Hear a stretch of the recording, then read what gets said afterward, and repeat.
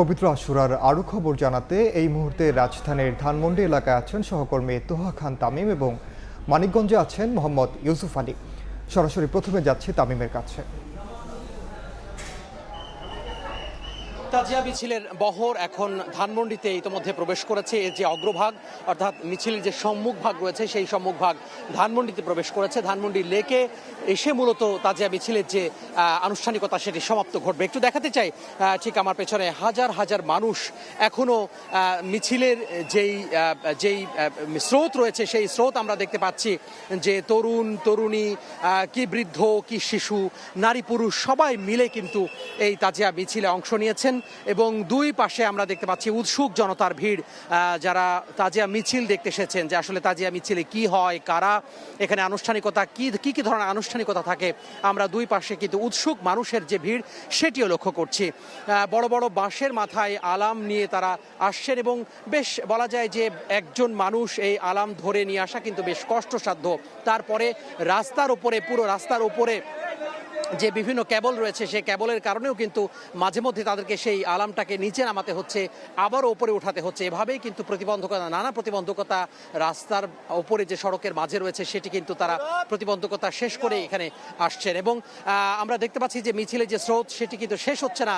প্রায় এখানে আধা ঘন্টা ধরে আমরা দাঁড়িয়ে রয়েছি, আমরা লক্ষ্য করছি যে মিছিল কিন্তু শেষ হচ্ছে না, অর্থাৎ অনেক বড় মিছিল এবং এটি বলা যাচ্ছে যে নিউ মার্কেটের পর্যন্ত অর্থাৎ ধানমন্ডি থেকে নিউ মার্কেট পর্যন্ত যে মিছিলের যে শেষ ভাগ সেটি আসলে ঠেকেছে।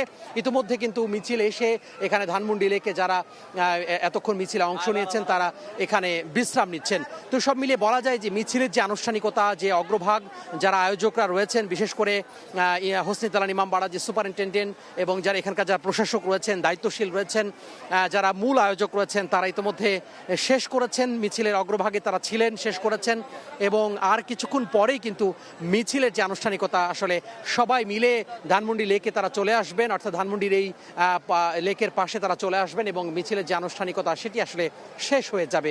আমরা দেখেছি যে কোনো ধরনের বিশ্রাম না নিয়ে শত শত হাজার হাজার মানুষ তারা স্বতঃস্ফূর্তভাবে অংশগ্রহণ করেছেন। তো সব মিলিয়ে বলা যায় যে মিছিল হয়তো আর কিছুক্ষণের মধ্যে শেষ হবে। এছাড়া আমরা আইন শৃঙ্খলা বাহিনীর যে সদস্যদের উপস্থিতি সেটি কিন্তু আমরা সরব উপস্থিতি লক্ষ্য করেছি।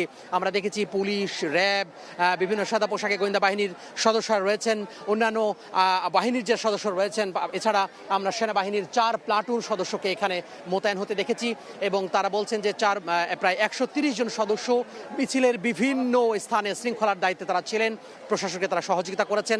পাশাপাশি যারা আয়োজক রয়েছেন তারাও কিন্তু তাদেরও স্বেচ্ছাসেবক তারা নিয়োগ করেছিলেন মিছিলের মাঝে মাঝে, শেষে, মধ্যভাগে এবং অগ্রভাগে তারা ছিলেন, রাস্তার দুপাশে ছিলেন, যাতে করে কোনো ধরনের কোনো বিশৃঙ্খলা তৈরি না হয়। এখন পর্যন্ত সুষ্ঠুভাবে সম্পন্ন হয়েছে মিছিল এবং ধানমন্ডি লেকে এসে হয়তো আর কিছুক্ষণের মধ্যে শেষ হবে। তো এই ছিল রাজধানী ঢাকার তাজিয়া মিছিলের খবর। আমরা একটু রাজধানীর বাইরে যেতে চাই, সেখানে মানিকগঞ্জে আছেন আমাদের সহকর্মী ইউসুফ আলী।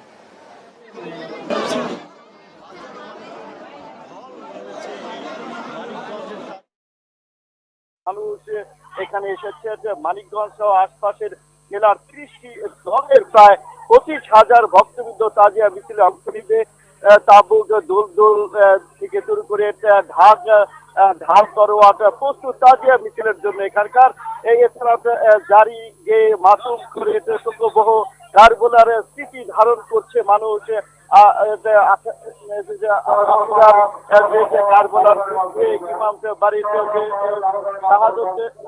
স্মরণ করেছে এবং এই শোক পালনের একটি গুরুত্বপূর্ণ দিন থেকে সেক্ষেত্রে আল্লাহ পাক থেকে প্রাপ্ত নিয়ামত এবং মুক্তি স্মরণের একটি ইবাদতের দিন।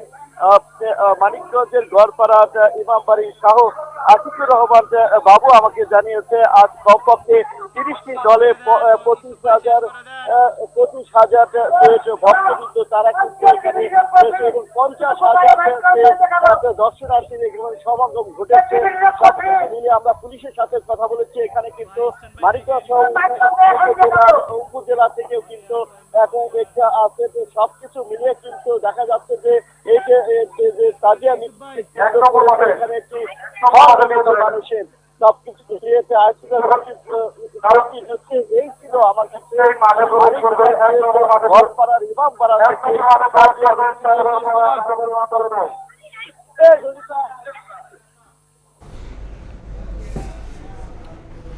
রাজধানী ও রাজধানীর বাইরে থেকে পবিত্র আশুরা পালনের খবর জানাচ্ছিলেন সহকর্মীরা।